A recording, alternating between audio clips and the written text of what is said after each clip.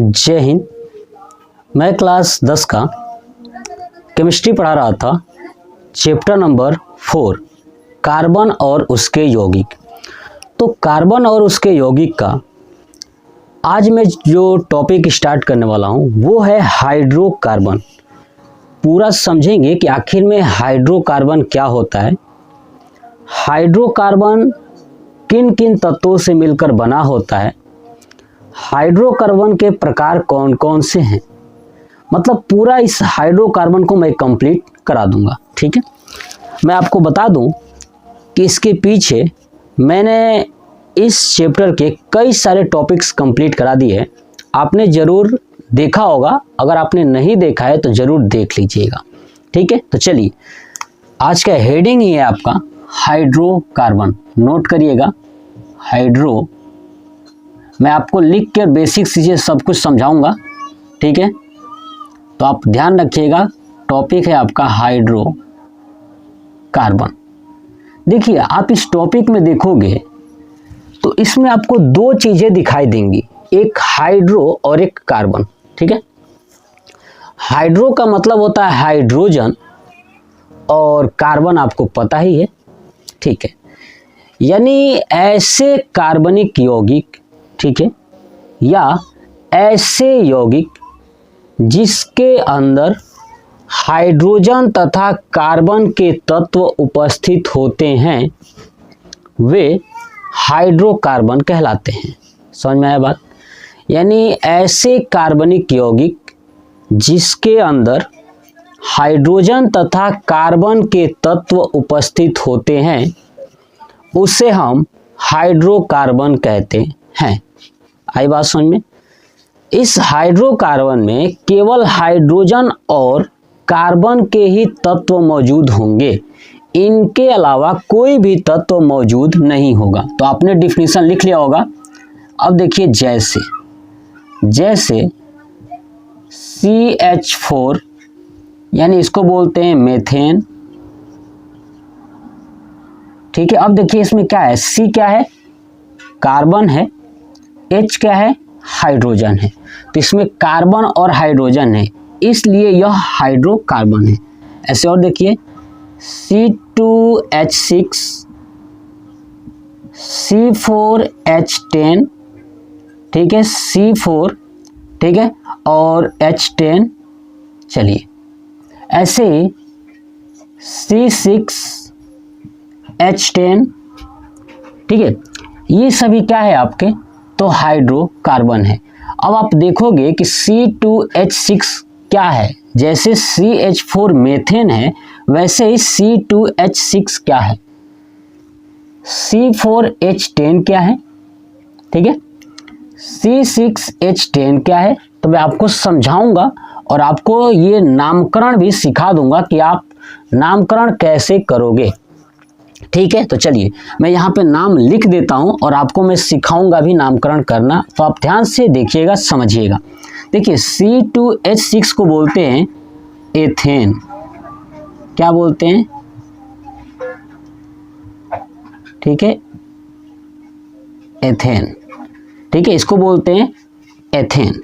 चलिए यहाँ पे है C4H8, इसको बोलते हैं ब्यूटेन। क्या बोलते हैं, ब्यूटेन। समझ में आ गया? चलिए अब यहाँ पे C6 है, इसको बोलते हैं हेक्साइन। क्या बोलते हैं, हेक्साइन, इसको बोलते हैं हेक्साइन। अब आप सोच रहे होगे कि सर आप नाम कैसे रख पा रहे हो, तो मैं आपको बताऊंगा आगे चल के कि देखो बाबू इसका नामकरण कैसे करना होता है, जिसमें मैं आपको पढ़ाऊंगा IUPAC, है ना। ठीक है, तो IUPAC नाम सिखाऊंगा तो आप ये नामकरण भी करना सीख जाओगे। आई थिंक समझ में आ गया। चलिए अब देखिए, अब मैंने बता दिया कि हाइड्रोकार्बन क्या होता है, उदाहरण भी आपको समझा दिया कि देखिए इसमें कार्बन है और हाइड्रोजन है, इसलिए ये हाइड्रोकार्बन है। अब देखते हैं कि हाइड्रोकार्बन के प्रकार कौन कौन से हैं। तो देखिए हाइड्रोकार्बन जो है ना कि दो प्रकार के हैं। कितने प्रकार के हैं, दो प्रकार के। पहला है एरोमेटिक हाइड्रोकार्बन, ठीक है, एरोमेटिक हाइड्रोकार्बन। दूसरा आता है आपका एलिफैटिक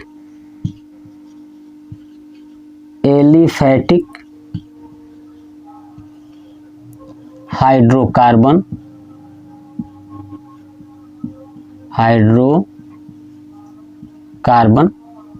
यानी आपको समझ में आया कि हाइड्रोकार्बन के कितने प्रकार हैं? तो दो हैं, एक है एरोमेटिक हाइड्रोकार्बन और दूसरा है एलिफैटिक हाइड्रोकार्बन। अब आपका हेडिंग रहेगा एरोमेटिक हाइड्रोकार्बन, ठीक है।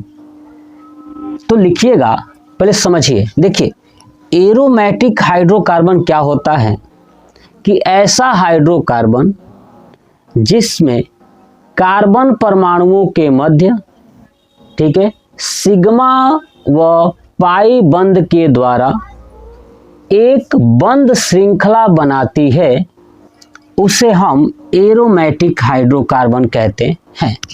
बात समझ में आया? फिर से सुनिए कि ऐसा हाइड्रोकार्बन जिसमें कार्बन परमाणुओं के मध्य सिग्मा व पाई बंध के द्वारा एक बंद श्रृंखला बनाती है, उसे हम एरोमेटिक हाइड्रोकार्बन कहते हैं, ठीक है। तो याद रखना है कि एरोमेटिक हाइड्रोकार्बन में सिग्मा व पाई बंध के द्वारा एक बंद श्रृंखला में जुड़ी होती है, इसलिए इसको एरोमेटिक हाइड्रोकार्बन कहते हैं। आपको समझ में आ गया? मैं बता दूं, ये जो पढ़ा रहा हूं ये क्लास 10 का है, तो क्लास 10 में एरोमेटिक हाइड्रोकार्बन आपको नहीं पढ़ना है, लेकिन फिर भी मैंने आपको ये बता दिया। चलिए अब दूसरा हेडिंग लिखिएगा एलिफैटिक हाइड्रोकार्बन। क्या लिखोगे? Aliphatic hydrocarbon.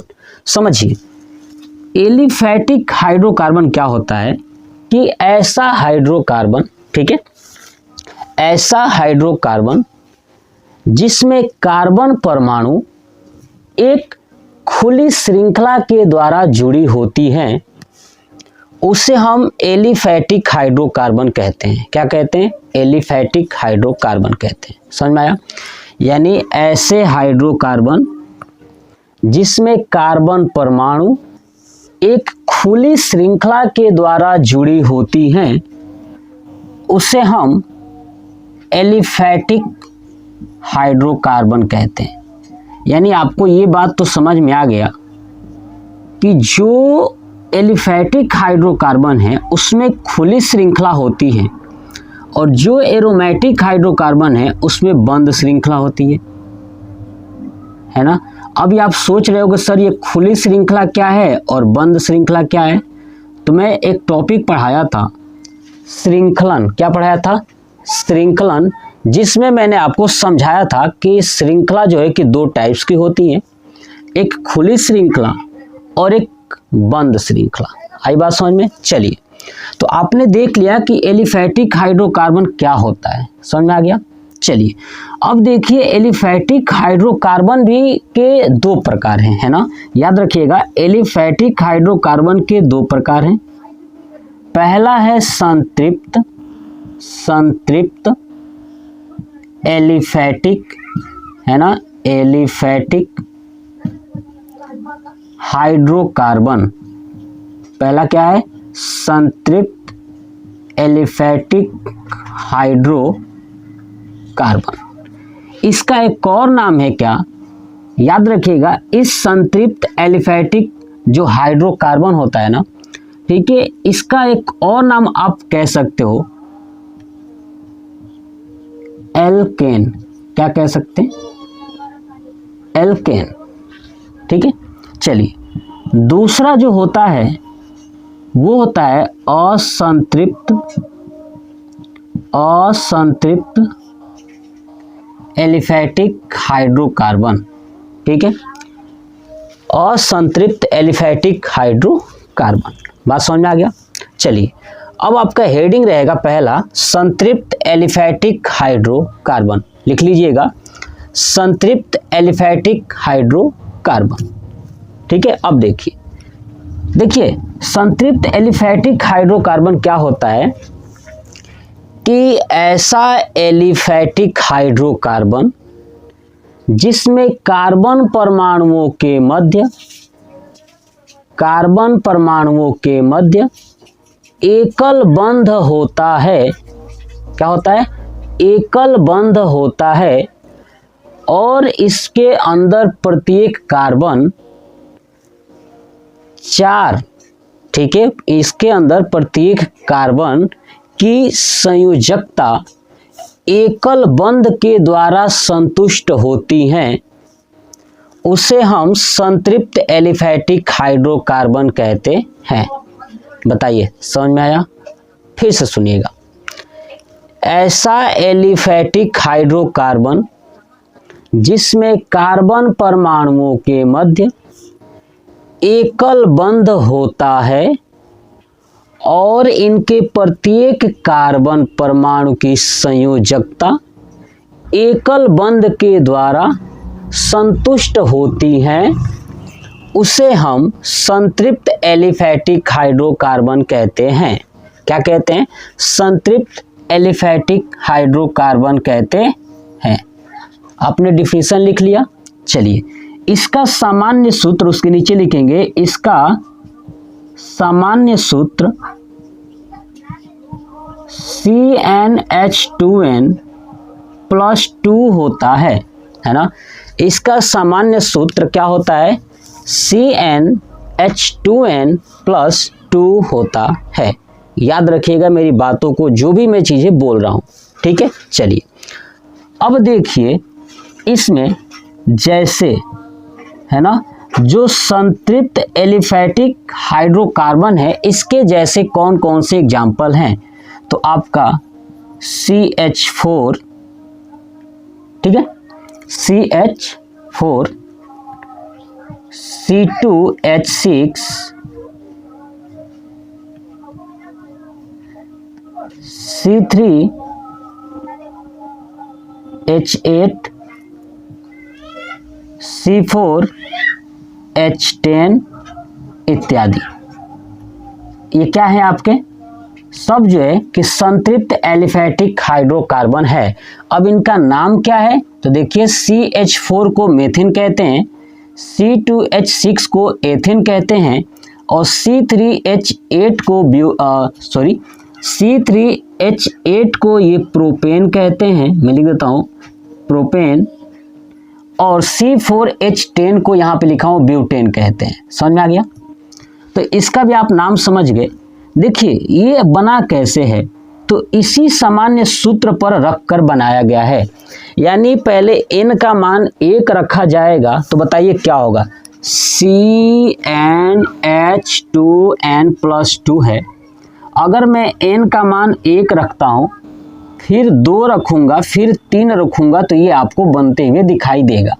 अब देखिए Cn यानी Cn, n की जगह पे 1 रख दिया तो C1 हो गया। अब H 2 गुणे n, तो इसका मतलब 2 गुणे 1 + 2, तो क्या हो जाएगा? अब C एगो है तो नहीं लिखेंगे, केवल C लिख देंगे, बाकी H। अब देखिए H 2 एकम 2 + 2 हो जाएगा 4, यानी CH4। जब n का मान 1 रखा गया तो CH4 आया। ऐसे ही 2 रखिए तो क्या हो जाएगा? C2, फिर H2n, 2 × 2 + 2। अब आप देखोगे तो C कितने हैं? 2 हैं। ऐसे ही H को हो गए 2 दूना 4 + 2 यानी 6 हो गया, तो C2H6 ये बन गया। ऐसे ही आप ये पूरा बना लोगे इसी सामान्य सूत्र पे। तो आपको बात समझ में आ गया। अब ये जो सामान्य सूत्र है, इसी सामान्य सूत्र को ही बोलते हैं एल्केन। क्या बोलते हैं? एल्केन। याद रखिएगा कि संतृप्त एलिफैटिक हाइड्रोकार्बन या इसे एल्केन कहते हैं। इसमें कितने बंध होते हैं? तो एकल बंध होते हैं। अब कैसे एकल बंध होते हैं अब वो समझिए, आप ध्यान से चीज़ों को देखिएगा, आपको समझ में आएगा कि आखिर में एकल बंध कैसे होते हैं। मैंने बता दिया कि ये बन कैसे रहा है, ठीक है। तो जैसे आपने बना भी लिया और समझ भी गए, अब देखिए हम देखते हैं कि इसमें एकल बंध कैसे होते हैं। तो जितना मैंने लिखा हुआ है ना, सबका एकल बंध बना करके आपको दिखाता हूं। देखिएगा CH4, समझिए CH4, तो सबसे पहले लिखूंगा CH4 की संरचना। क्या चीज? CH4 की संरचना। और जो मैं लिखने वाला हूं इसको बोलते हैं संरचना सूत्र। हम लोग यही इसमें चेक करेंगे कि आखिर में इसमें एकल बंध बन कैसे रहा है, ठीक है ना। एकल बंध कैसे बन रहा है। अब एकल बंध कैसे होते हैं इसके लिए आप पीछे जाके वीडियो देख लीजिएगा। एकल बंध में क्या होता है कि एक डंडी होता है, ठीक है, जरूर देखिएगा, पीछे मैं सब आपको समझाया हूं। सह संयोजक बंध के प्रकार में ये सब आपको समझा चुका हूं। तो एकल बंध में ये सिंगल बॉन्ड जिसको बोलते हैं ये होता है। अब देखिए CH4, अब आप नोटिस करोगे कि C यानी कार्बन, कार्बन तो एक ही है, हाइड्रोजन 4 है, तो इस कार्बन के चारों तरफ हाइड्रोजन रख देता हूं। यहाँ पे H, यहाँ पे H, यहाँ पे H और यहाँ पे H, और इस तरह सिंगल बॉन्ड लगा देता हूं। ये हो गया CH4 के संरचना सूत्र। बताइए समझ में आ गया? चलिए ऐसे देखिए C2H6 का, C2H6 का। अब आप देखेंगे यहाँ पे कार्बन कितने हैं आपके? 2 हैं। तो देखिए यहाँ पे 2, C और C। अब हाइड्रोजन कितने हैं? तो टोटल 6 है ना, तो 3 ये लेगा तो 3 ये लेगा, तो 3 दे देता हूं। 1 2 3, यहाँ पे लिख दूंगा 1 2 3। अब इधर दे दीजिए 1 2 और 3। अब देखिए इस कार्बन के टोटल कितने डंडी हो गए? 3। कार्बन को याद रखिएगा हमेशा 4 डंडी देना है, तो एक डंडी इन दोनों कार्बन के बीच में दे दूंगा, तो यही डंडी जो है कि इस कार्बन के लिए 4 हो जाएगा मिला करके, और फिर से यही डंडी इस कार्बन के लिए 4 हो जाएगा, और यही डंडी ही क्या कहलाता है? एकल बंध कहलाता है। क्या कहलाता है? एकल बंध कहलाता है। समझ में आ गया? तो C2H6 का था और ऊपर था CH4 का। अब देखिए C3H8 का मैं दिखाता हूं, ठीक है। अब इसका आप ले लीजिएगा स्क्रीनशॉट या नोट कर लीजिएगा। चलिए देखिए अब हम लोग देखते हैं किसका, तो C3H8। देखिए अब आप देखोगे C कितने हैं? तो टोटल 3 है, तो लिखिए 3 यहाँ पे, 1 2 और 3। अब देखिए H कितने हैं? तो 8 है ना। H कितने हैं? यहाँ पे लिख देता हूँ C3H8। तो चलिए मैं साइड वाले को क्या करता हूँ, 3 दे देता हूँ, एक इधर और एक इधर। ये H और H, टोटल कितने हो गए आपके? 3 हो गए। इधर दे दीजिए 3, H और H कितने हो गए? टोटल 3 और 3 6 H हो गए, बच्चे 2। इस बीच वाले को दे दूंगा 2 यहाँ पे ऐसे। अब मैंने बताया था कि जो भी कार्बन होंगे उसके चारों तरफ डंडी को होगा? 4 होगा। तो देखिए यहाँ पे कितने डंडी है इस कार्बन के पास? 1 2 3, तो एक यहाँ पे देता हूं तो हो जाएगा 4। ऐसे ही इस कार्बन के लिए को डंडी हुआ? तो 1 2 3, यहाँ पे दे दीजिए 4 हो गया। इस कार्बन के लिए भी कितने हो गए? 4 हो गए। तो ये हो गया C3H8 का। समझ में आ गया? संरचना सूत्र यही है, एग्जाम में ऐसे आता है। नेक्स्ट आता है C4H10, तो लिखूंगा C4H10। देखिएगा C4, C 4 गो है तो लिखिए 1 2 3 4। अब H कितने हैं? 10 है ना, तो साइड साइड को 3 दे दीजिए। देखिए 1 2 3, यहाँ पे लिख देता हूँ H और H। फिर यहाँ पे साइड में दे दीजिए H 3 और 3 6 हो गया, बचे 4, तो इसमें दे दीजिए 1 और नीचे 1 2, यहाँ भी 2 दे दीजिए, 4 हो गया। बताइए आपको ये मेरी बात समझ में आ रहा है? अब देखिए कार्बन के पास 4 डंडी होना चाहिए जबकि 3 ही है, 1 दे दीजिए। अब इस कार्बन के पास 3 हो गया, एक और दे दीजिए। इस कार्बन के पास 3 है डंडी, एक और दीजिए। देखिए सबका कंप्लीट हो गया। तो C4H10 यानी मैंने बताया था कि ये आपका ब्यूटेन है और ये ब्यूटेन का संरचना सूत्र है। बताइए समझ में आया? कितना आसान है आपको बनाना। एग्जाम में आपसे कह देगा कि ब्यूटेन का संरचना सूत्र बनाइए, तो आप ये ब्यूटेन का पहले फार्मूला लिखोगे, उसके बाद ये सूत्र बनाओगे। कह देगा प्रोपेन का बनाइए, तो प्रोपेन का फार्मूला लिखोगे, उसके बाद आप बनाओगे। अगर आपने अच्छे से नहीं पढ़ा है तो आप गारंटी के साथ कह सकता हूं आप नहीं बना पाओगे, अगर आप जब तक सीखोगे नहीं बेसिक चीजें। तो बताइए, संतृप्त एलिफैटिक हाइड्रोकार्बन समझ में आ गया, एग्जाम्पल समझ में आ गया। अब देखिए, संतृप्त एलिफैटिक जो हाइड्रोकार्बन होते हैं ना, ये कम अभिक्रियाशील होते हैं। क्या लिखोगे अब इस संरचना सूत्र के जब सब कुछ के बाद, ये क्या होते हैं? कम अभिक्रियाशील होते हैं, है ना। कौन? जितने भी संतृप्त एलिफैटिक हाइड्रोकार्बन है, ये क्या होते हैं? कम अभिक्रिया होते हैं, यानी कम अभिक्रियाशील होते हैं। तो जब ये कम अभिक्रियाशील होते हैं, तो कम अभिक्रियाशील के कारण इन्हें कहा जाता है पैराफिन। क्या कहा जाता है? याद रखिएगा, पैराफिन। आपसे प्रश्न पूछा जाएगा कि पैराफिन किस हाइड्रोकार्बन को कहते हैं, तो संतृप्त एलिफैटिक हाइड्रोकार्बन को क्या कहते हैं? पैराफिन। याद रहेगा, पूरा कॉन्सेप्ट समझ में आ गया कि संतृप्त एलिफैटिक हाइड्रोकार्बन क्या होता है, इसका सामान्य सूत्र क्या होता है, इसका एग्जाम्पल कौन कौन सा है, ठीक है, इसकी संरचना सूत्र कैसे बनाई जाती है, इसमें कहाँ आपको सिंगल बॉन्ड यानी एक डंडी आपको दिखाई दे रही है, यहाँ पे देख लीजिए एक एक डंडी है, ठीक है। ये कम अभिक्रियाशील होती है, जिसके कारण इसे पैराफिन कहते हैं। क्या कहते हैं? पैराफिन कहते हैं। बात कंप्लीट हो गया। अब चलिए, अब देखिए कि संतृप्त एलिफैटिक हाइड्रोकार्बन के प्रकार, है ना। अब इसका स्क्रीनशॉट ले लीजिए। अब देखिए, संतृप्त एलिफैटिक हाइड्रोकार्बन के क्या देखने वाले हैं हम लोग? तो प्रकार देखने वाले हैं। अब देखिएगा ध्यान से, इसके प्रकार को समझाता हूं। देखिए, संतृप्त एलिफैटिक जो हाइड्रोकार्बन है ना, ये 2 प्रकार की होती है। कितने प्रकार की होती है? 2 प्रकार की। एक होता है एल्केन। क्या होता है? एल्केन, जो मैंने आपको यहाँ पे समझा चुका था, देख लीजिए एल्केन, ठीक है। चलिए, दूसरा जो होता है, वो होता है साइक्लो एल्केन। क्या होता है? Cycloalkene. यानी एक होता है एल्केन और दूसरा होता है साइक्लो एल्केन।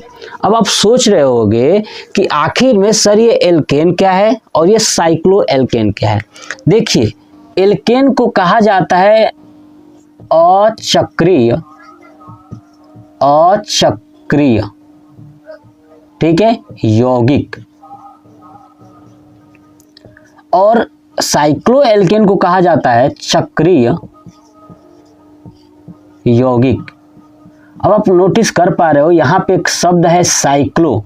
साइक्लो का मतलब कि साइकिल, और साइकिल का रिंग होता है गोल, चक्र के समान होता है, इसलिए इसे चक्रीय यौगिक। एल्केन जो है कि चक्र के समान नहीं बनेगा, तो वो होगा अचक्रीय यौगिक। जितना भी मैंने आपको ये संरचना बना करके दिखाया था, ठीक है, जितना भी आपको मैं ये संरचना बना करके दिखाया था, CH4, C2H6, C3H8, C4H10, ये जो संरचना मैं बनाया था वो सभी थे एल्केन के, यानी अचक्रीय, यानी चक्र के रूप में थे ही नहीं। अब हम लोग देखने वाले हैं चक्रीय यौगिक, यानी चक्र के रूप में बनाएंगे, इसे गोल बनाएंगे। तो देखिए, जब भी आपको चक्र बनाना हो तो क्या एक कार्बन से बना पाओगे? नहीं बना पाओगे। क्या 2 कार्बन से बना पाओगे? देखिए, दूसरा कार्बन लगा दिया, नहीं बनेगा। तो जब भी चक्रीय यौगिक बनाना होगा तो हमें हमेशा 3 कार्बन चाहिए या 3 से ऊपर चाहिए। बात समझ में आ गया? तो सुनिएगा, अब आपका हेडिंग क्या रहेगा? चक्रीय यौगिक। एल्केन वाला हमने पढ़ लिया है, और चक्रीय यौगिक यानी आप क्या लिखोगे कि ऐसे यौगिक जिसमें कार्बन, है ना, जिसमें कार्बन परमाणु चक्र के रूप में नहीं जुड़े होते हैं, उसे हम अचक्रीय यौगिक कहते हैं, ठीक है। और उसके बाद जो मैंने आपको बता ही चुका हूं, दूसरा लिखोगे साइक्लो एल्केन, या चक्रीय यौगिक, ठीक है, लिखोगे ऐसे यौगिक जो चक्र के रूप में, ठीक है, या ऐसे यौगिक जिसमें कार्बन परमाणु चक्र के रूप में जुड़े होते हैं उसे हम चक्रीय यौगिक कहते हैं। समझ में आ गया। अब देखिए, अब इसमें आपको मैं चक्र दिखाता हूं कि चक्र बनेगा कैसे। और साफ में यहाँ पे एल्केन शब्द दिया है तो याद रखिएगा एल्केन हमेशा एकल बंध से बनता है। एल्केन हमेशा एकल बंध से बनता है और ऊपर एल्केन वाला यानी अचक्रीय यौगिक में आपको समझाया था। तो देखिएगा, अब साइक्लो एल्केन है तो साइकिल तो बनेगा लेकिन किससे बनेगा? एकल बंध से। अब देखिए, साइकिल के लिए हम 3 कार्बन लेते हैं ऐसे। अब यहाँ पे एक डंडी एक डंडी एक डंडी, देखिए गोल बन गया कि नहीं बन गया? बन गया ना। तो ये आपका एक साइकिल बन चुकी है। अब हमारे पास देखोगे ये कार्बन 3 है। कार्बन कितने हैं? 3 है। अब देखिए इस कार्बन के पास कौगो डंडी है? 1 और ये 2, 2 गो डंडी है ना इस कार्बन के पास। तो और मुझे 2 डंडी इसको देना है तो 2 इधर दे दूंगा साइड में ऐसे करके, और मैंने दे दिया ऐसे करके, और साइड में जोड़ दूंगा H H। ऐसे यहाँ पे देखिए 2 है डंडी तो 2 और दे दूंगा, ये यहाँ पे हो गया H और ये हो गया H। ऐसे ही इस कार्बन के पास 2 डंडी है तो 2 और दे दूंगा और इसमें जोड़ दूंगा H और H। अब देखोगे कि कार्बन कितने हैं इसमें? 3 है ना, 1 2 3 है। और हाइड्रोजन कितने हैं आपका? 2 2 4 2 6 है, यानी C3H6। क्या बना? C3H6। अब इसका नामकरण क्या होगा? सबसे इंपॉर्टेंट बात, जैसे CH4 का नामकरण हमने किया था तो क्या किया था? मेथेन। ऐसे इसका नाम क्या होगा? तो देखिए नाम बहुत आसान है, सुनिएगा। देखिए अब ये जो 3 कार्बन है ना, तो 3 कार्बन को बोलते हैं प्रोप। क्या बोलते हैं? प्रोप। याद रखिएगा प्रोप। ये आगे मैं आपको समझाऊंगा, मैंने बताया ना जब IUPAC नाम पढ़ाऊंगा तो। प्रोप सिंगल बॉन्ड से जुड़ा है इसलिए इसमें क्या है? एल्केन। एन शब्द छुपा है, एल्केन में एन छुपा है तो इसमें एन जोड़ देंगे तो हो जाएगा प्रोपेन। क्या हो जाएगा? ये प्रोपेन। और साइकिल के रूप में जुड़ा है इसलिए इसको बोलेंगे साइक्लो। क्या बोलेंगे? साइक्लो। आगे लिख दूंगा यहाँ पे साइक्लो। क्या हो जाएगा? Cyclo propane. समझ में आ गया? इसका नाम क्या हो गया?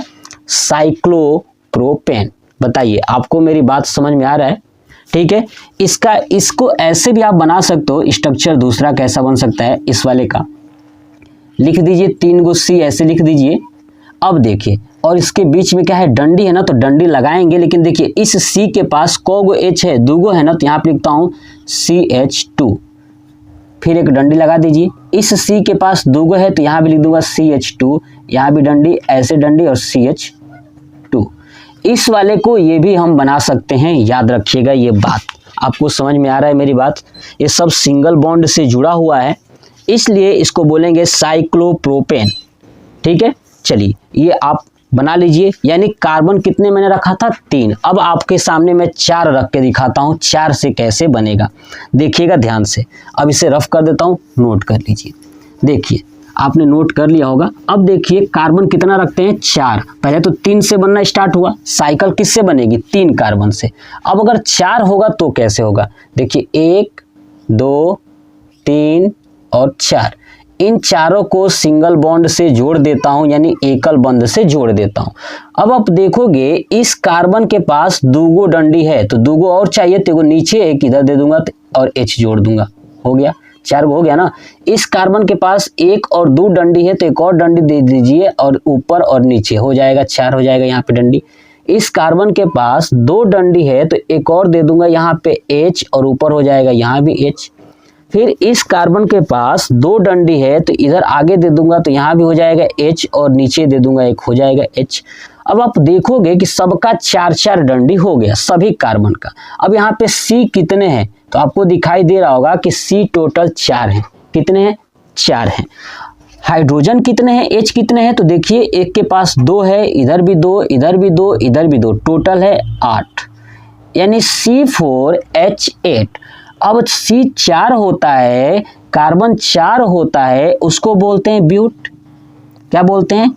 ब्यूट। यानी ब्यूटेन। सब में सिंगल बॉन्ड बना है इसलिए इसको बोलेंगे ब्यूटेन। क्या बोलेंगे? ब्यूटेन। और जब ये हमारा ब्यूटेन हुआ, ये साइकिल के रूप में है इसके, इसलिए इसका नाम होगा साइक्लोब्यूटेन। क्या नाम हो जाएगा? साइक्लोब्यूटेन। आपसे एग्जाम में ऐसे ही पूछेगा कि साइक्लोब्यूटेन का संरचना सूत्र बनाइए, तो ये है आपका संरचना सूत्र। ठीक है, आ रहा समझ में? ये है साइक्लोब्यूटेन का संरचना सूत्र। अब आप इसका स्क्रीनशॉट ले लीजिए, तब तक मैं जो है कि इसको मिटाने के लिए इसको भिगो दूँ थोड़ा सा, है ना, ताकि जो है कि मिटा सकूँ। ठीक है, चलिए, तो आपने स्क्रीनशॉट ले लिया होगा। चलिए अब देखते हैं, यहाँ पे कार्बन मैंने 4 रखा था, अब थोड़ा सा आगे देखते हैं, 5 और 6 भी रख के देखते हैं। ठीक है, अब ध्यान से समझिएगा मेरी बातों को। ठीक है, सुनिए। अब हम लोग जो है कि कार्बन की मात्रा को बढ़ाते हैं और चेक करते हैं कि आखिर में अगर हम कार्बन और रखें तो क्या बनेगा। और मैं आपको एक चीज़ बताऊंगा कि आपको याद करके रखना है, क्योंकि वो एग्जाम में बहुत बार पूछा गया है। ठीक है, कौन सा एग्जाम में पूछा गया है, कितने कार्बन वाला पूछा गया है, तो मैं आपको दिखाऊंगा। देखिएगा ध्यान से, देखिए। अब देखिए, नोटिस कीजिएगा, समझिएगा मेरी बातों को ध्यान से। देखिए, अब कार्बन मैंने 4 तो रख के दिखाया था, अब देखिए कार्बन 5। अब 5 कार्बन कैसे रखोगे? देखिए, 5 कार्बन रखने के लिए क्या करना है कि एक ये कार्बन, एक यहाँ कार्बन, एक नीचे और एक नीचे, 4 हो गया, और एक नीचे रख देता हूँ, 5 हो गया, है ना। अब देखिए, सबको एक एक डंडी से जोड़ दीजिए, एक एक डंडी से जोड़ दीजिए, यानी सिंगल बॉन्ड एकल बंध से मैंने जोड़ दिया। अब 5 कार्बन हो गए, तो देखिए ना, सब कार्बन के पास 2-2 गो डंडी है। देखिए, इसके पास ये वाला और ये वाला है, तो 2 और चाहिए तो 2 दे दिया, H। यहाँ भी 2 दे देता हूँ इधर, तो ये और ये टोटल इसके पास भी 4 हो गए, है ना। यहाँ भी 2 दे देता हूँ, तो देखिए H और H। इधर भी 2 दे देता हूँ तो H, है ना, और ये हो जाएगा H। यहाँ भी 2 दे देता हूँ तो ये भी H हो जाएगा और ये भी H हो जाएगा। अब आप देखोगे कि कार्बन है आपके 5 और H कितने हैं, तो 10 हैं, है ना। H कितने हैं आपके? 10 हैं। आई बात समझ में? अब H 10 है, ठीक है, और कार्बन 5 है, और सब सिंगल बॉन्ड से जुड़े हैं, इसलिए इसको बोलेंगे पेंटेन। क्या बोलेंगे? पेंटेन। और इसके आगे क्या जोड़ देंगे? साइक्लो। क्या जोड़ देंगे? साइक्लो। तो ये हो जाएगा साइक्लोपेंटेन। क्या हो जाएगा आपका? साइक्लोपेंटेन। ठीक है, नोट कर लीजिए, 5 कार्बन हो गए। अब आते हैं कार्बन नंबर 6 पे। कित पे आते हैं? कार्बन नंबर 6 पे। अब देखिए, इसको हटाता हूं। ठीक है, आपने देख लिया कि साइक्लोपेंटेन कैसे होगा। चलिए अब देखते हैं कि अगर कार्बन 6 रहा, कितना रहा? कार्बन 6। अब आप कहोगे सर कि आप कितना बताओगे? बस 6 तक लास्ट। ठीक है, मैं आपको बेसिक चीजें समझाना चाहता हूं कि बन कैसे रहा है। देखिए, कार्बन 6 कैसे बनेगा? कार्बन 6, तो मैं क्या करता हूं, 4 लेता हूं, 1 2 3 4, और एक दे दिया ऊपर और एक दे दिया नीचे, ऐसे। अब देखिए, इनको जोड़ दीजिए, ऐसे जोड़ दिया। देखिएगा, अब मैं जोड़ दिया। अब देखिए, सबके पास 2-2 डंडी है, तो 2-2 दे दूंगा साइड में, ऐसे दे दिया H H, इधर भी दे दिया H H, यहाँ पे दे दिया H और ये हो गया H। यहाँ पे देखिए H और इधर हो गया H, इधर भी दे दिया H और ये हो गया H, इधर भी हो गया H और इधर भी हो गया H। अब देखिए, कार्बन जो है कि 6 है। क्या है? कार्बन 6 है, और H कितना है आपका? देखोगे तो सबके पास 2-2 H है, यानी 6 दूना 12, यानी C6H12। क्या हो गया? C6H12। ये आपका बना, ये चक्र में बना है ना, इसलिए चक्रीय यौगिक है। इसका नाम क्या होगा? तो पहले आगे रख देता हूं साइक्लो, है ना, साइकिल के रूप में बना है तो साइक्लो। अब साइक्लो हो गया। अब ये सब एक एक बंध है, और 6 को बोलते हैं, आपको बता दूं, यहाँ पे देखिए 6 है तो क्या होता है? हेक्स। तो यहाँ पे लिखेंगे साइक्लोहेक्सेन। क्या बोलेंगे? साइक्लोहेक्सेन, यानी इसका नाम क्या है? साइक्लोहेक्सेन। देखिए, साइकिल के रूप में बना है। ये नामकरण आपको सिखाऊंगा कि नामकरण आपको कैसे करना है। आपको समझ में आ रहा है मेरी बात? तो ये क्या बन गया? साइक्लोहेक्सेन। मैं बता दूं कि इसी तरह एक मिलता जुलता और है जिसमें कार्बन 6 ही होंगे लेकिन हाइड्रोजन अलग अलग होगा। अब कैसे होगा तो देखिए, इसमें जो हाइड्रोजन है ना, इनको हटा देता हूं। अब ध्यान से मेरी बात सुनिएगा और समझिएगा। सब हाइड्रोजन हटा देता हूं साइड में और कार्बन 6 ही रखूंगा, लेकिन फिर भी वो क्या बनाएंगे, वो भी चक्र बनाएंगे। अब कैसे बनाएंगे ये मैं आपको समझाता हूं, देखिएगा ध्यान से। अब आप समझेंगे ना तो आपको समझ में आ जाएगा, अच्छा हाँ ये ऐसे बनता है। और ये एग्जाम में पूछा भी जाता है, याद रखिएगा, वो एग्जाम में पूछा भी जाता है।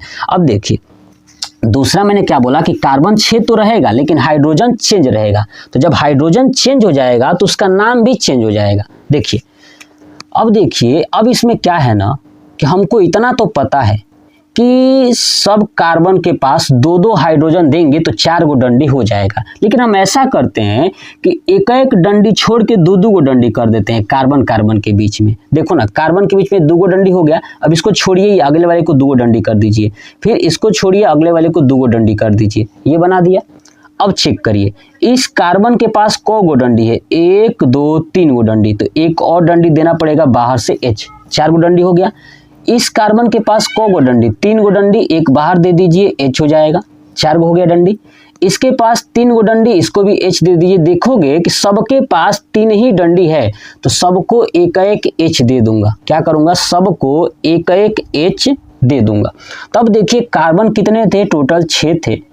अब H भी आप देखोगे तो सबके पास एक H है, तो ये भी हो जाएगा 6, यानी C6H6।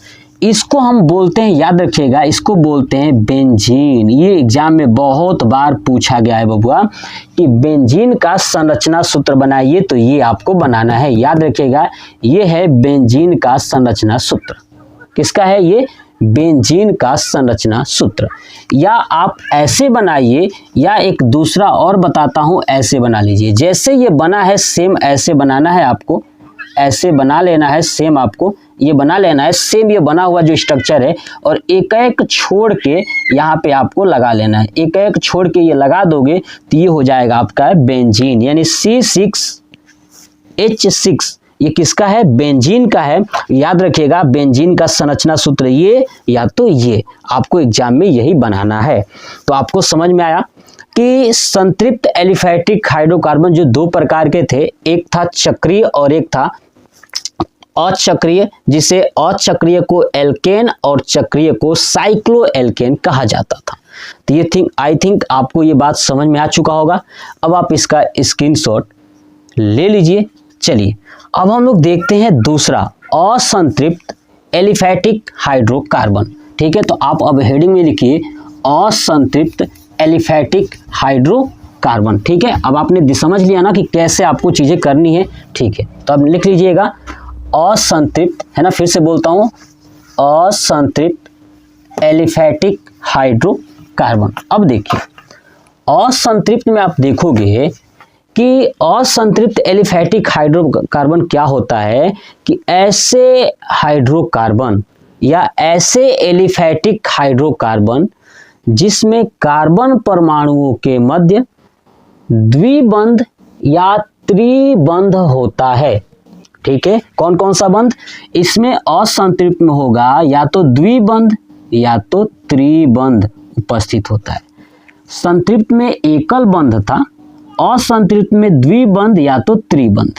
तो ठीक है ना, ऐसे एलिफैटिक हाइड्रोकार्बन जिसमें कार्बन परमाणुओं के मध्य द्विबंध या त्रिबंध होता है, और इनके प्रत्येक कार्बन एकल बंध के द्वारा संतुष्ट नहीं होते हैं, बल्कि इन कार्बन के बीच में कहीं ना कहीं या तो द्विबंध होगा या तो त्रिबंध होगा। वे क्या कहलाते हैं, असंतृप्त एलिफैटिक हाइड्रोकार्बन कहलाते हैं। बताइए, समझ में आ गया। असंतृप्त एलिफैटिक हाइड्रोकार्बन क्या होता है कि ऐसे एलिफैटिक हाइड्रोकार्बन जिसके कार्बन परमाणुओं के मध्य द्विबंध या त्रिबंध होता है, और इनके प्रत्येक कार्बन के 4 संयोजकता या प्रत्येक कार्बन की संयोजकता एकल बंध के द्वारा संतुष्ट नहीं होती है, जबकि इनके बीच में कहीं ना कहीं द्विबंध या त्रिबंध उपस्थित होता है। ठीक है, उसे क्या कहते हैं? असंतृप्त। क्या कहते हैं? असंतृप्त एलिफैटिक हाइड्रोकार्बन कहते हैं। बताइए, समझ में आ गया? ठीक है, अब देखिए असंतृप्त एलिफैटिक हाइड्रोकार्बन का जो सामान्य सूत्र है, याद रखिएगा इसका सामान्य सूत्र एक नहीं होता है बल्कि 2 होता है। तो मैं अभी इसके प्रकार में आपको समझाऊंगा। आपने इस चीज को तो नोट कर ही लिया होगा, तो मैं इसे रफ कर देता हूं, देखिएगा। अब देखिए असंतृप्त है ना, असंतृप्त एलिफैटिक हाइड्रोकार्बन के एग्जाम्पल देखिए, जैसे C2H4, C3H4, ठीक है, और ऐसे ही C3H6 इत्यादि। अब आप कह रहे हो सर ये नामकरण क्या है ना? नाम तो मैंने लिखा नहीं, चलिए मैं लिख देता हूं। C2H4 को बोलते हैं एथीन। क्या बोलते हैं? एथीन। इसको बोलते हैं एथीन। चलिए, अब C3H4 को बोलते हैं प्रोपाइन। क्या बोलते हैं? प्रोपाइन। अब आप सोच रहे हो कैसे नामकरण, बताऊंगा, चिंता नहीं करना है। C3H6 है ना, C3H6 को क्या बोलते हैं? प्रोपीन। इसको क्या बोलते हैं? प्रोपीन। ये प्रोपीन है और ये है प्रोपाइन। इसमें अंतर क्या है? तो इसमें हाइड्रोजन 4 है, इसमें हाइड्रोजन 6 है, तो ये प्रोपीन हो गया है और ये हो गया आपका प्रोपाइन। बात समझ में आ गया? चलिए, तो अब देखते हैं कि असंतृप्त हाइड्रोकार्बन हम क्या होता है। मैंने बता दिया कि एलिफैटिक हाइड्रोकार्बन क्या होता है। अब समझते हैं कि असंतृप्त एलिफैटिक हाइड्रोकार्बन के प्रकार।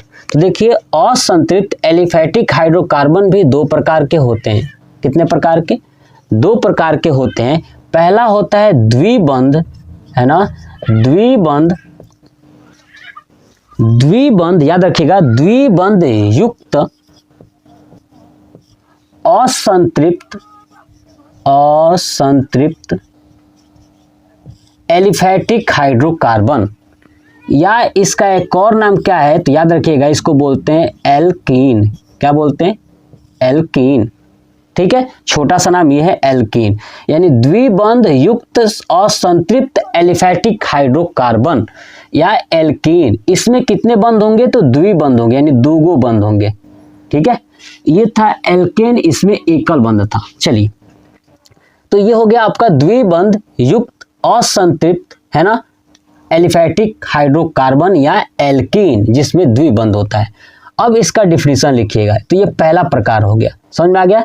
अब इसका दूसरा प्रकार क्या होता है? किसका? असंतृप्त का त्रिबंध। क्या होता है? त्रिबंध युक्त असंतृप्त एलिफैटिक हाइड्रोकार्बन, या इसको बोलते हैं एल्काइन। क्या बोलते हैं? एल्काइन। याद रखिएगा, इसको क्या बोलते हैं? एल्काइन। इसमें ट्रिपल बंध होता है, इसलिए बोलते हैं इसको त्रिबंध। क्या बोलते हैं? ट्रिपल बंध यानी त्रिबंध। बताइए, समझ में आया? चलिए, अब आपका हेडिंग रहेगा द्विबंध युक्त असंतृप्त एलिफैटिक हाइड्रोकार्बन, है ना, द्विबंध युक्त असंतृप्त एलिफैटिक हाइड्रोकार्बन या एल्कीन। तो लिखिएगा कि ऐसे एलिफैटिक हाइड्रोकार्बन जिसमें कार्बन परमाणुओं के मध्य द्विबंध उपस्थित होता है। ठीक है, कितना बंध? द्विबंध उपस्थित होता है, उसे हम एल्कीन या द्विबंध युक्त असंतृप्त एलिफैटिक हाइड्रोकार्बन कहते हैं।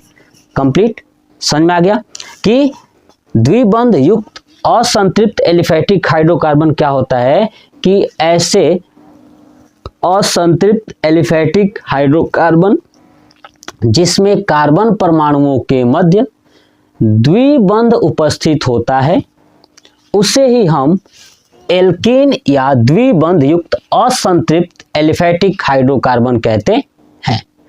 समझ में आ गया? चलिए, जैसे, इसका दिखाता हूं जैसे, देखिए जैसे लिखेंगे क्या, जैसे। जैसे लिखने से पहले आप लिखिए इसका सामान्य सूत्र, है ना, इसका एल्कीन का सामान्य सूत्र यानी द्विबंध युक्त असंतृप्त एलिफैटिक हाइड्रोकार्बन का सामान्य, है ना, क्या चीज, सामान्य सूत्र।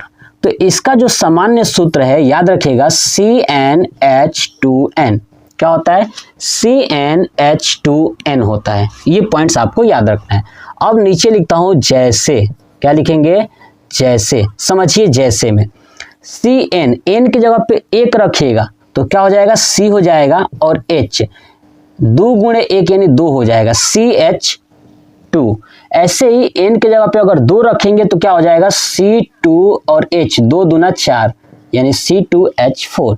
ऐसे ही 3 रखेंगे तो क्या हो जाएगा, C3H6, 4 रखेंगे तो क्या हो जाएगा, C4H8 इत्यादि। बना सकते हैं हम लोग ना, ऐसे हम लोग पूरा ये बना सकते हैं, 1 2 3 ऐसे रख करके बना सकते हैं। इसके सामान्य सूत्र हो गया। चलिए देखिए, अब आप ये चीज देख रहे हो, ठीक है। अब मैं इसका आपको संरचना सूत्र बनाकर दिखाऊंगा। क्या बनाऊंगा, इसका संरचना सूत्र। पहले इसका नामकरण कर लेते हैं। देखिए इसको बोलते हैं मेथीन, क्या बोलते हैं, मेथीन। अब आप कहोगे सर इसमें मेथीन कहाँ से आ गया, एक तो था मेथेन, ये मेथीन कैसे बन गया। तो देखिएगा ध्यान से, यहाँ पे देखिए शब्द जुड़ा है एल्कीन में इन, क्या जुड़ा है, इन, और उसी इन को ना इसमें जोड़ दिया है मेथ में, तो मेथीन, है ना। अब देखिए यहाँ पे होता है C दुगो है तो इसको बोलते हैं एथ, तो इसमें जोड़ देंगे तो हो जाएगा एथीन, क्या हो जाएगा, एथीन। यहाँ पे लिखा भी हूँ, देखिए C2H4 को क्या बोलते हैं, एथीन। अब देखिए C3H6 को क्या बोलते हैं, यहाँ पे लिखा हूँ प्रोपीन, है ना, बता दिया, प्रोपीन। और आगे मैं आपको सिखाऊंगा, चिंता नहीं करना है। चलिए C4H8 को बोलते हैं ब्यूटीन, क्या बोलते हैं, ब्यूटीन। ये बताइए समझ में आ गया ये चीज। अब एक बात बता दूं कि जो द्विबंध युक्त असंतृप्त एलिफैटिक हाइड्रोकार्बन होता है ना, ये जो कि अस्थाई होता है, यानी ये अस्थाई अभिक्रिया देता है। जैसे संतृप्त एलिफैटिक हाइड्रोकार्बन था, वो क्या दे रहा था, ये कम अभिक्रियाशील था, जिसके कारण इसे पैराफिन कहा जाता है।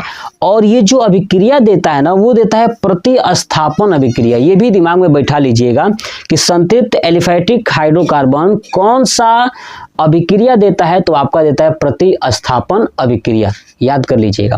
चलिए ऐसे ये जो असंतृप्त वाला है द्विबंध, ये जो अभिक्रिया देता है ना, या असंतृप्त जो अभिक्रिया देता है, वो अभिक्रिया होती है योगात्मक अभिक्रिया। कौन सी अभिक्रिया, योगात्मक अभिक्रिया।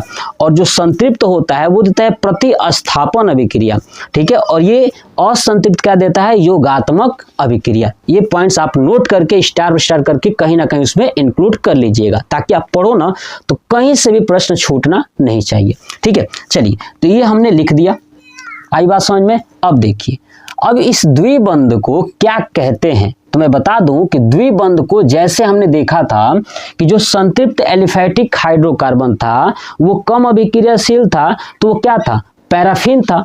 और ये क्या है, ओलिफिन, ठीक है, याद रखिएगा ओलिफिन। ये है आपका ओलिफिन, मैं लिख देता हूं पैराफिन और ओलिफिन।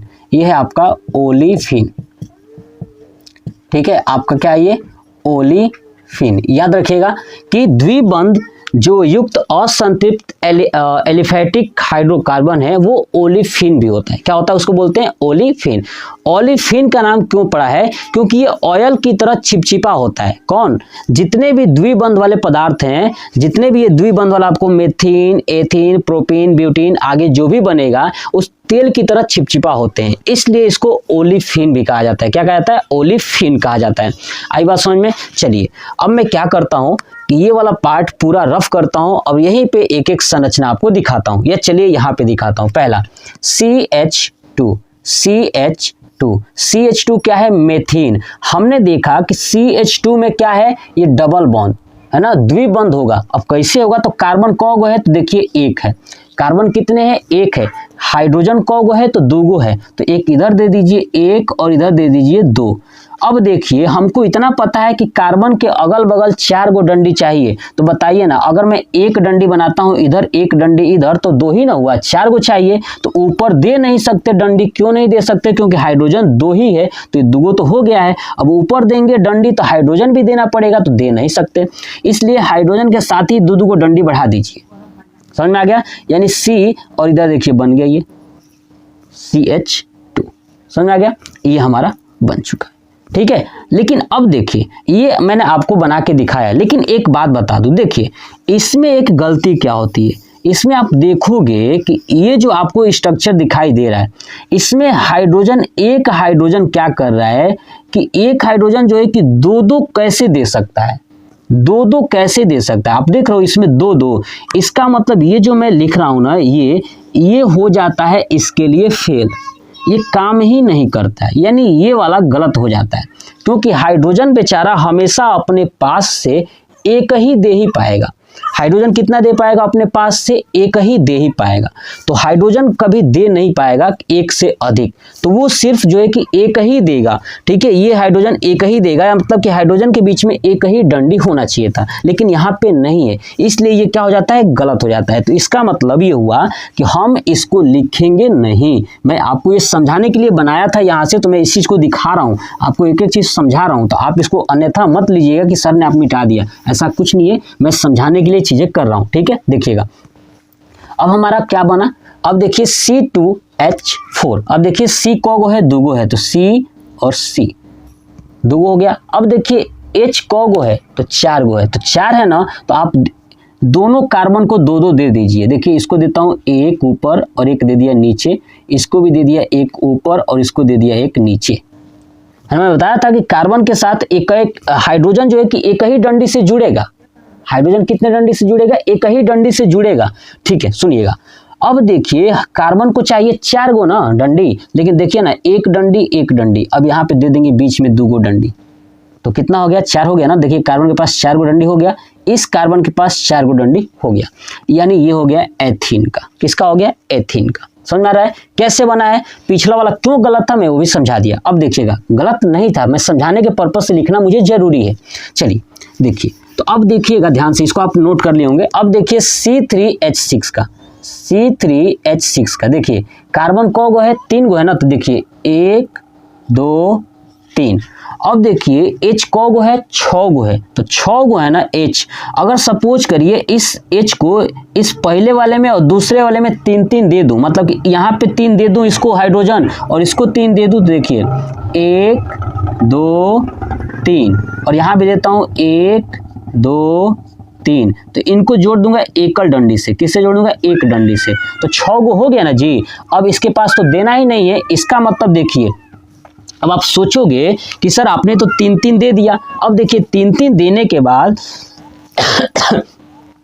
अब हमारे पास ये कार्बन और ये कार्बन, अगर मैं यहाँ पे एक डंडी लगाता हूँ तो देखिएगा एक डंडी लगाता हूं यहाँ पे, आप ध्यान से देखिएगा एक डंडी लगाता हूं, कॉन्सेप्ट समझिएगा। जैसे मैं गलती करूंगा वो भी मैं आपको सिखा रहा हूं कि आप भी ऐसी गलती करोगे। सुनिएगा ध्यान से, अगर मैं एक डंडी यहाँ पे लगा रहा हूं तो आप देखोगे इस कार्बन का 4 गो डंडी पूरा हो गया, लेकिन इस कार्बन का एक ही डंडी हुआ।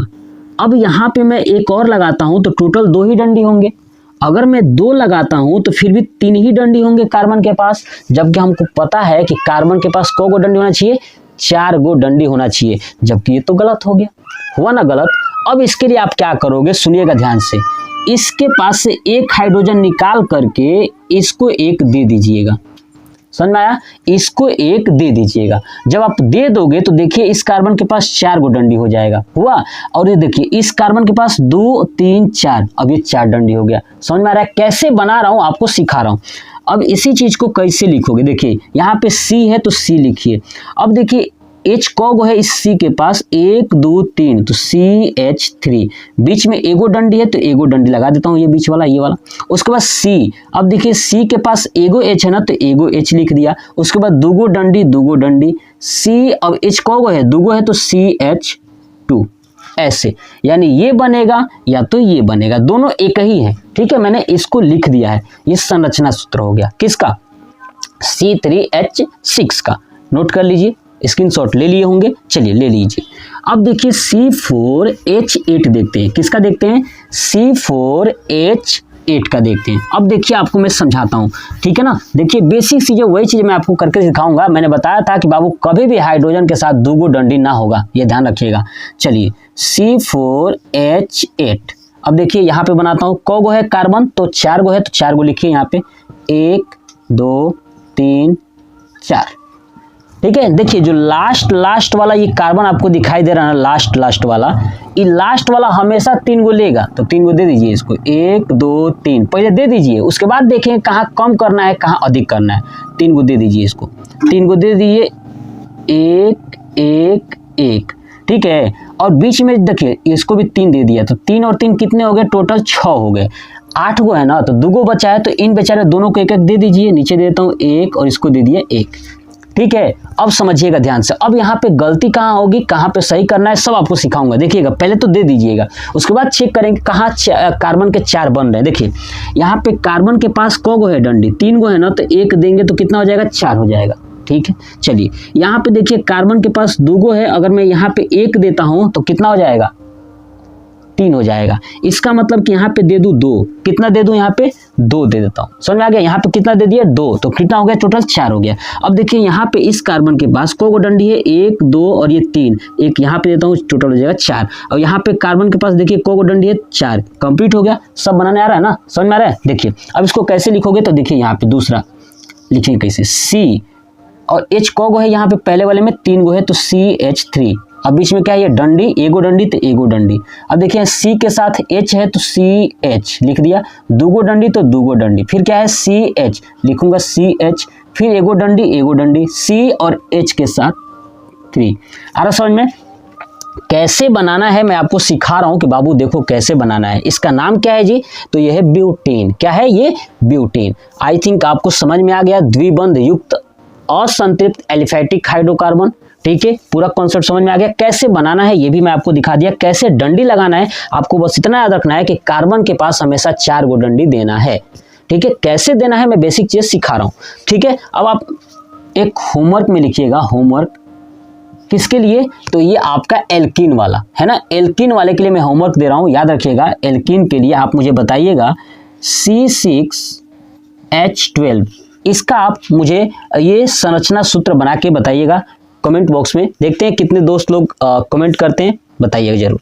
चलिए अब हम देखते हैं त्रिबंध युक्त असंतृप्त एलिफैटिक हाइड्रोकार्बन। आपका हेडिंग क्या रहेगा, त्रिबंध युक्त, याद रखिएगा। अब इसको हटा देता हूं, त्रिबंध युक्त लिखिएगा, त्रिबंध युक्त, ठीक है। लिखिए त्रिबंध युक्त असंतृप्त एलिफैटिक हाइड्रोकार्बन, ठीक है, ठीक है। आपने होमवर्क में लिख लिया होगा तो मैं हटा दिया। चलिए अब देखिए त्रिबंध वाला, त्रिबंध वाले में क्या लिखोगे कि ऐसे एलिफैटिक हाइड्रोकार्बन जिसमें कार्बन परमाणुओं के मध्य, है ना, जिसमें कार्बन परमाणुओं के मध्य त्रिबंध होता है, उसे ही हम त्रिबंध युक्त एलिफैटिक हाइड्रोकार्बन कहते हैं या एल्काइन कहते हैं। क्या कहते हैं, एल्काइन कहते हैं।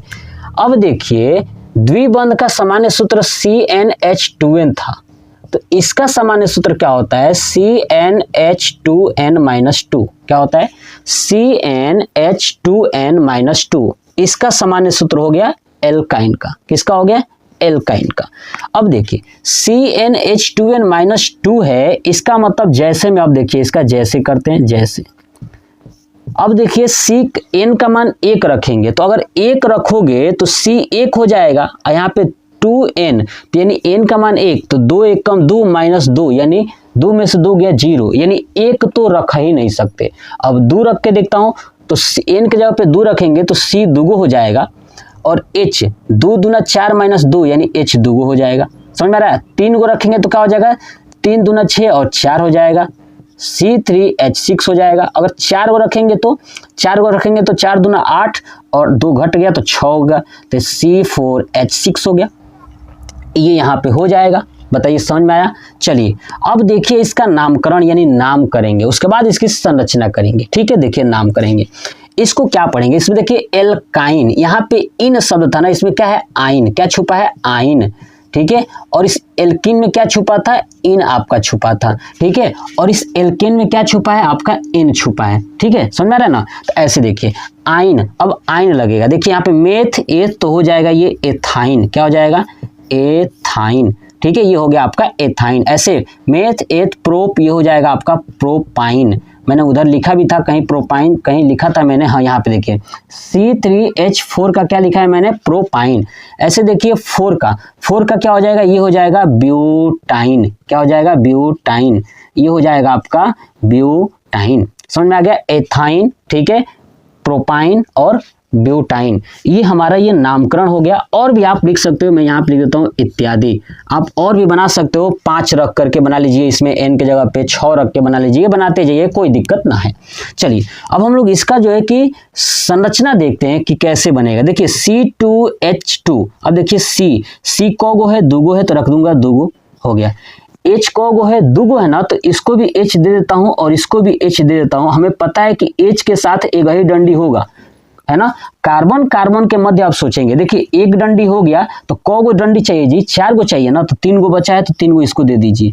ऐसे दोनों कार्बन के बीच में 3 गो डंडी। अब चेक करिए ना, C के पास 4 गो डंडी हो गया, 3 और 1 4, इसके पास भी 4 हो गया, यानी ये बना CH, क्या बना दूसरा क्या बनेगा, यहाँ पे C के साथ H जुड़ा है, बीच में 3 गो डंडी है, 3, इधर भी CH, ये हो गया एथाइन का बन गया संरचना सूत्र। ये क्या है संरचना सूत्र, याद कर लीजिएगा कैसे बनाना है आपको, मैं भी सिखा रहा हूँ। उसके बाद आता है C3H6, देखिएगा C3H6। अब मैं करता हूँ H4, देखिए कार्बन 3 गो है, 3 गो लिखूंगा, देखिए ध्यान से देखिएगा, 1 2 और 3 लिख दिया ना। H 4 गो है ना, अब 4 गो है तो किसको किसको दोगे, तो देखिएगा 4 गो है ना, तो मैं क्या करता हूँ लास्ट वाले को पहले 2 गो दे देता हूँ। अगर देखेंगे कि कम अधिक होगा तो मैं इधर भी दे दूंगा, तो दे दिया 4 गो, खत्म कर दिया, H 4 गो खत्म। अब देखिएगा यहाँ पे 2 गो डंडी है, को डंडी है 2 गो डंडी है, ध्यान सुनिएगा 2 गो डंडी है, तो अगर मैं यहाँ पे लगाऊंगा तो 2 डंडी लगाना पड़ जाएगा, तो 2 डंडी लगाएंगे तो देखिएगा 1 2 3 4 गो डंडी हो जाएगा, 4 गो डंडी हो गया ना। देखिए C3H4 के लिए आपने देखा कि क्या हुआ, 4 डंडी हो गया। अब देखिए यहाँ पे एगो 2 गो डंडी है, यहाँ भी लगा दूंगा 2 गो, तो क्या हो जाएगा 4 गो डंडी हो गया, और इस कार्बन का भी 4 डंडी हो गया। लेकिन इसमें गलती अब क्या है, अब सुनिए, हमने देखा कि जो एल्काइन है उसमें कौ गो डंडी होता है, 3 गो, मतलब कि हमको कहीं ना कहीं इसमें 3 डंडी देना ही देना है ना, कहीं ना कहीं हम इसको 3 डंडी हमको देना ही देना है। तो कैसे दोगे, अब मैं आपको समझाता हूं, देखिएगा ध्यान से, कैसे डंडी दोगे तो मैं आपको दिखाता हूं। यहां से एक H उठा करके इसके साइड में H लगा देता हूं और यहां से एक डंडी हटा देता हूं। अब देखिएगा C के पास 3 गो हो गया, यानी टोटल C के पास 4 गो डंडी हो गया। अब देखिए यहाँ पे, अब यहाँ पे देखोगे इस C के पास एगो डंडी है, तो यहाँ पे एक और डंडी कर देता हूं, तो टोटल हो जाएगा 3 गो डंडी। और यहाँ पे देखिए C है, C के पास ऊपर एगो डंडी था और 3 गो ही हो जाएगा 4 गो, यानी आपको बनाना है उसके बाद डंडी गिनना है, ठीक है। और ये 3 गो डंडी वाला है, इसलिए 3 डंडी कहीं ना कहीं आपको लगाना है, 4 पूरा कर लेना है। देखिएगा इस C के पास 4 गो डंडी हो गया, इस C के पास 3 गो इधर, एगो इधर, 4 गो हो गया, इस C के पास 3 गो इधर, एगो टोटल हो गया 4 गो, यानी ये बना आपका CH3। 3 गो है ना H इसके पास 3, अब बीच में एगो डंडी, अब बीच में क्या है C, अब फिर 3 गो डंडी, 3 गो डंडी, फिर C, इसके साथ क्या है H, ये बन गया आपका दूसरा क्या प्रोपाइन। बोलिए समझ में आया, समझ में आया कैसे बना रहा हूँ, कैसे समझा रहा हूँ, बस वही चीज आपको समझनी है। नेक्स्ट आते हैं ब्यूटाइन, क्या है ब्यूटाइन, अब इसको मैं हटा दूं, चलिए देखिएगा नेक्स्ट बनाते हैं ब्यूटाइन, ठीक है, क्या बनाते हैं ब्यूटाइन। अब देखिएगा ब्यूटाइन C4H6 है, क्या है C4H6 है। अब देखिए कार्बन 4 गो है, तो लिखिएगा 1 2 3 4। अब देखिए H कौ गो है, 6 गो है ना, तो मैं क्या करता हूँ लास्ट वाले को 3 दे देता हूँ, फिर कम अधिक होगा तो इधर उधर करेंगे, कोई भी दिक्कत नहीं है, हमको बस जानते ही हैं, ठीक है, आपको मैं सिखा ही चुका हूँ कैसे करना है। लास्ट वाले को बांट दीजिएगा, बाद में देखा जाएगा बीच में कहाँ बच रहा है, कहाँ कम हो रहा है कि नहीं। चलिए तो वो बांट दिए। चलिए 6 को कंप्लीट हो गया। अब देखिए कार्बन 4 को कंप्लीट हो गया। आज 3 को डंडी वाला है ना, 3 को डंडी वाला है ना, देखिए इसी फार्मूले से बना है ना। n का मान 4 रखा हूँ और यहाँ पे 4 दूना 8 माइनस 2 यानी 6 ये बना है। इसका मतलब कि अब दिमाग लगाना है। देखिए यहाँ पे एक डंडी देता हूँ और यहाँ पे एक डंडी देता हूँ। इस कार्बन का 4 गो हो जाएगा और इस कार्बन का 4 गो हो जाएगा। लेकिन देखिए इस कार्बन का एक ही होगा तो बीच में अगर 3 दे दूं तो बताइए इसका 4 हो जाएगा। इस कार्बन का एक इधर था 3 गो ही तो 4 हो गया, बन गया कंप्लीट। यानी देखिए यहाँ पे क्या बना CH3, क्या बना C और 3 गो H है तो 3H बन गया। एगो डंडी फिर एगो C, फिर बीच में कोगो डंडी 3 गो डंडी, फिर ये C अकेले है बेचारा, इसके साथ H है ये नहीं है, इसके पास कोगो H है जी CH3। बताइए समझ में आ गया? ठीक है, तो ये हमने बना दिया। इसका नाम भी आप समझ ही चुके कि इसका नाम क्या है। ये नाम तो आपने कर लिया, लेकिन अभी इसका हम IUPAC नाम नहीं पढ़ पाए हैं, है ना। इसका IUPAC नाम नहीं निकालना मैंने आपको सिखाया कि इसका IUPAC नाम क्या होगा। तो उसके लिए IUPAC जब पढ़ाऊंगा तो वो वहां पे नाम इसका करना सिखाऊंगा। तो आपको ये बात समझ में आ गया। यानी हाइड्रोकार्बन में असंतृप्त, संतृप्त, एरोमेटिक, एलिफेटिक, पूरा हाइड्रोकार्बन ये पूरा कंप्लीट हो गया। आपके यूपी बोर्ड एग्जाम में इससे ज़्यादा कुछ नहीं पूछे जाने वाले हैं। फार्मूला आपको बनाना होगा, संरचना सूत्र मैंने आपको बनाना सिखाई दिया और आपको पता करना है कि किसमें का कौन है, उसके बाद आप ये आसानी से कर पाओगे। तो पूरा ये हाइड्रोकार्बन कंप्लीट हो गया। मैं साथ ही साथ आपको इसका बोलता गया कि डिफिनीशन आप कैसे लिखना है, संरचना सूत्र दिखाता गया कैसे आपको करना है। अब लास्ट में देखिए हम लोगों ने क्या क्या पढ़ा। इसमें देखोगे कि हमने मेन 3 चीज़ें पढ़ा, एक एल्केन, एल्कीन और एल्काइन। अब इनके साथ में एक आपको चार्ट बना करके दे देता हूं, आप उस चार्ट को ना दिमाग में फिट कर लीजिएगा और ये तो आपको याद होना ही चाहिए क्योंकि बोर्ड एग्जाम में पूछा जाएगा। ठीक है, आप इसका स्क्रीनशॉट ले लिए या आप साथ साथ नोट करते ही चल रहे होंगे। तो अब मैं जो चार्ट आपको सिखाने वाला हूं कि चार्ट याद रखना है तो आप याद रखिएगा और सुनिए ध्यान से। अगर आप उस चार्ट को याद कर लेते हो, ठीक है, तो आपका आधी समस्या जो ये हाइड्रोकार्बन वाला समस्या था ना वो पूरा कंप्लीट हो जाएगा। ध्यान से देखिए कैसे कंप्लीट होगा समझिएगा। और मैं आपको नामकरण भी सिखा दूंगा कि कैसे आपका नामकरण होगा। देखिएगा ध्यान से। अब देखिए आप मेरी बात को सुनिएगा और समझिएगा। ठीक है, देखिए पहले उस चार्ट को आप बनाइए और उसके बाद आपसे बात करते हैं कि कैसे उसको करना है। देखिएगा, देखिए सबसे पहले आपको क्या करना है, मैं यहाँ पे चार्ट लिखता हूँ और चार्ट में पहले ही यहाँ पे एक बनाता हूँ बॉक्स। यहाँ पे लिखता हूँ ये एकल बंद, एकल बंद, है ना। इस बॉक्स का ये बना दिया। इस बॉक्स का ऊपर का नाम ये क्या रहेगा, ये बंद रहेगा, है ना। तो कौन सा बंद आपको दिखाई दे रहा है, ये एकल बंद, है ना। इसी में एक और बनाता हूं यहाँ पे द्विबंध, है ना। यही तो पढ़ा, एकल बंद पढ़े, है ना। ये द्विबंध हमने पढ़ लिया। और एक और देखते हैं यहाँ पे नीचे त्रिबंध, है ना। 3 ही बंद हमने पढ़ा है तीनों के लिए।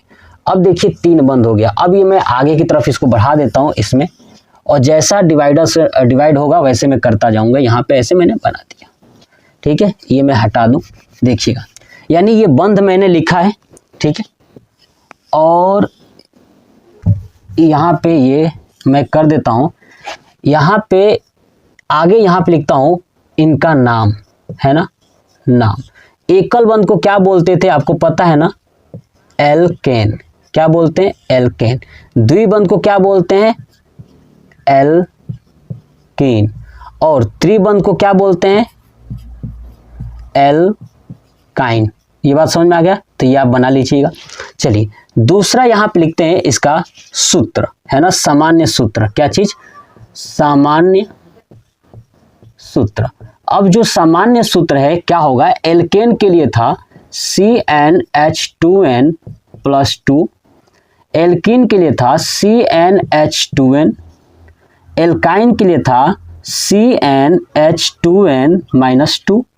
ये हो गया सामान्य सूत्र, ठीक है। अब इनको जब सामान्य सूत्र का नामकरण करोगे, है ना, नामकरण, अब लिखता हूं नामकरण, नामकरण के लिए, है ना, नामकरण के लिए। तो आप देखिए इसमें एक शब्द है एल्केन यानी एन, तो क्या जोड़ोगे उसमें, उस नाम में एन जोड़ोगे, है ना। लास्ट में क्या है, एन। यहाँ पे क्या है, इन, तो यहाँ पे लिखूंगा इन। क्या जोड़ेंगे, इन जोड़ेंगे।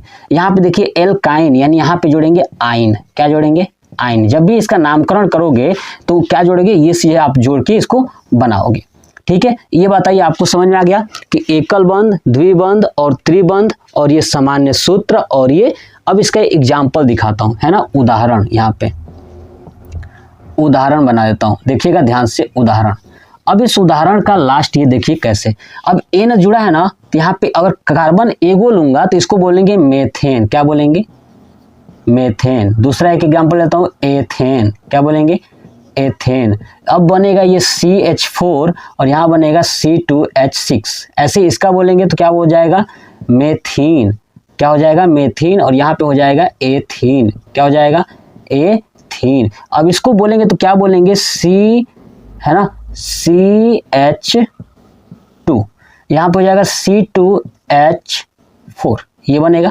ऐसे यहाँ पे देखिए इसको बोलेंगे मेथाइन। लेकिन ये मेथाइन बन ही नहीं पाएगा, है ना। एक कार्बन रखोगे ना तो H का मान 0 हो जाएगा, तो बन भी नहीं करेगा।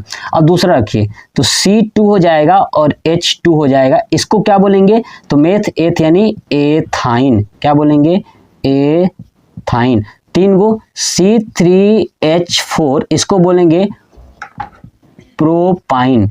क्या बोलेंगे, तो ये आपका हो गया प्रोपाइन। यानी आपने देखा कि C2H2 और C3H4 ये आपका, मैंने इसका एग्जाम्पल भी, उदाहरण भी लिख दिया। और आपको यही जोड़ना है, पहले वाले में क्या जोड़ना है, N। जब ये एल्केन रहेगा तो N जुड़ेगा, और एल्कीन रहेगा तो इन जुड़ेगा, और एल्काइन रहेगा तो आइन जुड़ेगा। समझ में आ गया। अब आप नोटिस कीजिए, अब आपको ये नामकरण जो दिखाई दे रहा है, याद रखिएगा, सुनिएगा। क्या, अगर कार्बन एक रहा, है ना, कार्बन अगर एक रहा तो याद रखिएगा उसको बोलेंगे मेथ। क्या बोलेंगे, मेथ। अगर कार्बन 2 रहा तो उसको बोलेंगे एथ। क्या बोलेंगे, एथ, याद रखिएगा। और कार्बन 3 गो रहा तो उसको बोलेंगे प्रोप। क्या बोलेंगे, प्रोप। ठीक है। अगर कार्बन 4 रहा तो उसको बोलेंगे ब्यूट। क्या बोलेंगे, ब्यूट। अगर कार्बन 5 रहा तो उसको बोलेंगे पेंट। क्या बोलेंगे, पेंट, याद रखिएगा। अगर कार्बन 6 रहा तो उसको बोलेंगे हेक्स। ठीक है। अगर कार्बन 7 गो रहा तो उसको बोलेंगे हेप्ट। क्या बोलेंगे, हेप्ट। और कार्बन अगर 8 गो रहा तो उसको बोलेंगे ऑक्ट। क्या बोलेंगे, ऑक्ट, याद रखिएगा। अगर कार्बन 9 गो रहा तो उसको बोलेंगे नॉन। क्या बोलेंगे, नॉन। और कार्बन अगर 10 गो रहा तो उसको बोलेंगे डेक। 10 तक आपको याद रखना है। ठीक है। Meth, eth, prop, but, pent, hex, hept, oct, non, dec, याद रहेगा। Meth, eth, prop, but, pent, hex, hept, oct, non, dec, याद रखना है आपको पूरा कंप्लीट। ठीक है। अब समझिए अब मेरी बातों को ध्यान से, ये कार्बन का मान मैंने लिखा हुआ है। अब इसी से ये फार्मूला बना हुआ है, देखिए C2H6। अब C2H6 इस फार्मूले से बना है ना, है ना। कार्बन 2 गो रखा हूं तो यहाँ पे 6 आया है, H ये बना है। अब देखिए C2, कार्बन 2 गो है तो कार्बन 2 गो क्या पढ़ते हैं, एथ। एथ में क्या जोड़ेंगे, N जोड़ेंगे तो हो जाएगा एथेन। समझ में आ गया। चलिए ऐसे देखिए यहाँ पे CH2, C का है तो मेथ, एगो है तो क्या बोलेंगे उसको मेथ। अब मेथ H2 है तो इस फार्मूले से बना है ना, इसमें इन जोड़ते हैं तो क्या हो जाएगा, मेथीन। समझ में आ गया। ऐसे देखिए एथीन, ऐसे ये एथाइन, C2H2। अब देखिए C2H2 इस फार्मूले से बना है तो इसमें क्या जुड़ा है, आयन जुड़ा है। तो C दुगो है तो क्या बोलेंगे, दुगो को एथ बोलेंगे, तो आयन जोड़ेंगे तो क्या जाएगा, एथाइन। आइए प्रोपाइन। नामकरण समझ में आ गया। कैसे नाम रखना है आपको मैंने ये भी सिखा दिया। आप इसका भी स्क्रीनशॉट ले लीजिए और कॉपी पे नोट कर लीजिए। जो स्टूडेंट्स क्लास 10 में है या 11th-12th में भी है, उनके लिए बहुत बेहतरीन मैं जो सिखाया हूँ, इस तरीके से अगर आप सीख लेते हो तो कभी भूलोगे नहीं। ठीक है। नेक्स्ट पार्ट में मैं लेके आऊँगा समावयवता क्या होती है, ठीक है, उसके बाद सजातीय श्रेणी क्या होता है, उसके बाद IUPAC नाम ही आपको पढ़ाने वाला हूँ। ठीक है। तो आपने स्क्रीनशॉट तो ले ही लिया होगा। अब आप मुझे कमेंट बॉक्स में कमेंट करके बताइएगा कि आपको ये वीडियो कैसा लगा। शायद हो सकता है लंबा हो चुका होगा, ठीक है, बट कोई नहीं, जो स्टूडेंट्स देख रहे हैं ना उनको अच्छे से समझ में आना चाहिए, बस यही एक लक्ष्य है। ठीक है। तो आप मुझे कमेंट बॉक्स में कमेंट करके बताइएगा कि आपको ये वीडियो कैसा लगा। जय हिंद।